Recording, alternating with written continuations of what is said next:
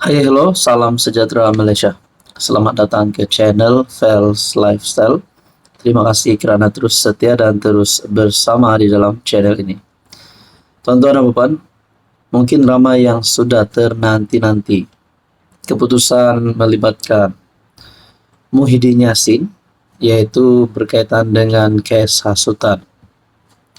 Mungkin ada yang tertanya-tanya, apa sudah keputusan terkini, apa perkembangan terkini berkaitan dengan kes hasutan melibatkan nama bekas Perdana Menteri Muhyiddin Yassin. Kes hasutan, pendakwaan akan fail bantahan awal terhadap permohonan Muhyiddin.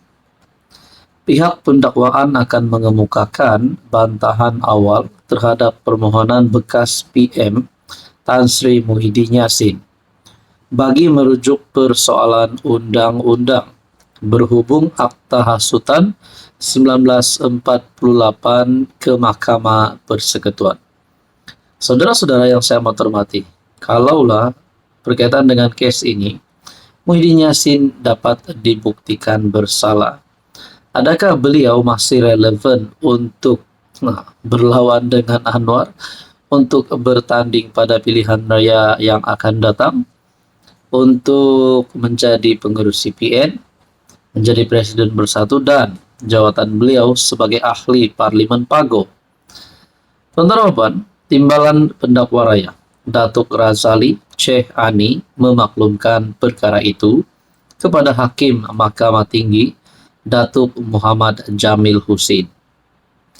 Ketika pengurusan kes berkenaan, terdahulu Peguam Amer Hamzah Arshad yang mewakili Muhyiddin memaklumkan kepada mahkamah bahawa pihaknya telah memfailkan permohonan untuk merujuk persoalan undang-undang itu di bawah Seksyen 84 Akta Mahkamah Kehakiman 1964 berhubung kes hasutan anak guamnya pada 4 April. Untuk makluman mahkamah, pihak kami telah memfailkan afidavit sokongan dan kami juga akan memfailkan afidavit tambahan bagi menyokong permohonan tersebut. Memandangkan notis permohonan itu masih belum dimeterai, kami memohon agar mahkamah menetapkan tarikh pengurusan kes selanjutnya dan memohon agar kehadiran anak guam dikecualikan pada prosiding akan datang, katanya yang turut dibantu Peguam Joshua Tay. Hakim Muhammad Jamil kemudian menetapkan 29 April untuk pengurusan kes selanjutnya dan membenarkan permohonan pembelaan agar kehadiran pengurus CPN itu dikecualikan pada prosiding akan datang. Kes itu pada asalnya disebut di Mahkamah Session Gua Musang, Kelantan pada 27 Ogos 2024. Muhyiddin 77 mengaku tidak bersalah atas pertuduhan menyebut perkataan menghasut semasa kempen PRK Dun Nenggiri di Dewan Semai Bakti Felda Perasu antara 10.30 malam sehingga 11.50 malam. Kenyataan menghasut itu berkenaan dakwaan beliau tidak dijemput oleh Yang di-Pertuan Agong selepas PRU ke-15 untuk mengangkat sumpah sebagai PM, walaupun dikatakan mempunyai sokongan 115 daripada 222 ahli parlimen pada masa itu. Beliau didakwa melakukan kesalahan di bawah Seksyen 4 dalam kurungan 1 dalam kurungan B Akta Hasutan 1948 yang boleh dihukum di bawah Seksyen 4 dalam kurungan 1 Akta sama, membawa hukuman denda tidak melebihi 5.000 atau penjara tidak lebih 3 tahun atau kedua-duanya. Pendakwaan turut dikendalikan timbalan pendakwa raya Azlina Rasdi, Nadia Muhammad Izhar, dan Abdul Malik Ayub. Rupanya ini adalah berkaitan dengan pada pilihan raya umum ke-15. Kenyataan menghasut itu berkenaan dakwaan beliau tidak dijemput oleh Yang di-Pertuan Agong selepas PRU 15 untuk mengangkat sumpah sebagai PM, walaupun dikatakan mempunyai 115 sokongan. Jadi saudara-saudara, apa komen Anda berkaitan dengan isu ini?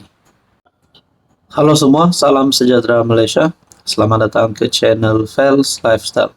Terima kasih karena terus setia dan terus bersama di dalam channel ini. Saudara-saudara, tuan-tuan dan puan, tiba-tiba satu lagi penemuan ataupun satu lagi dana berjuta-juta disebut, dan kali ini melibatkan Parti UMNO. Tuan-tuan dan puan, tidak pasti RM16 juta ini adalah duit sakau kah, duit yang diselewengkah, duit yang dicuri kah, tak pastilah. Tapi menurut saksi, RM16 juta adalah derma kepada UMNO laksana program kebajikan. Nah, saudara-saudara, itu menurut saksi. Mahkamah Tinggi diberitahu bahwa RM16 juta yang diterima UMNO daripada JPSB, Jendela Pinggiran Sendirian Berhad, adalah kekal sebagai derma atau sumbangan kepada parti politik itu bagi melaksanakan aktiviti parti, program amal dan kebajikan untuk rakyat. Setiausaha Kerja UMNO, Datuk Muhammad Sumali Redwan berkata, dalam rekod UMNO sejak April 2015, tiada sebarang aduan, bantahan, atau tuntutan diterima oleh parti itu berkenaan dengan penerimaan RM16 juta tersebut. Hanya selepas lebih 6 tahun, tuntutan ini dibuat terhadap UMNO oleh plaintiff yang mendakwa bahawa RM16 juta itu diserahkan kepada UMNO secara salah dan penipuan ataupun fraud akibat pelanggaran kewajipan dan pecah amanah oleh bekas pengarah-pengarah plaintiff. Kata saksi defendant itu yang mewakili UMNO. Beliau berkata demikian menerusi pernyataan saksinya pada perbicaraan kes saman yang difailkan oleh SRC International Sendirian Berhad dan dua anak syarikatnya, Gandingan Mentari Sendirian Berhad dan Jendela Pinggiran Sendirian Berhad JPSB terhadap UMNO dan UMNO Selangor pada Mei 2021. Saudara-saudara yang saya hormati, kalaulah RM16 juta ini, perjalanan RM16 juta ini kepada parti UMNO mempunyai salah laku, pecah amanah dan sebagainya, ataupun rasuah, adakah Anwar Ibrahim akan berdiam diri? Nah, itulah persoalannya. Kalau benarlah ini melibatkan penipuan ataupun fraud, adakah Anwar Ibrahim tidak akan membuang masa lagi, akan terus membuang UMNO, tidak bersama-sama dengan UMNO di dalam kerajaan, ataupun menghentikan kerjasama bersama dengan UMNO? Nah, ini menjadi persoalan dan pertanyaan saja. Saudara-saudara, menurut Anda, apa komen Anda?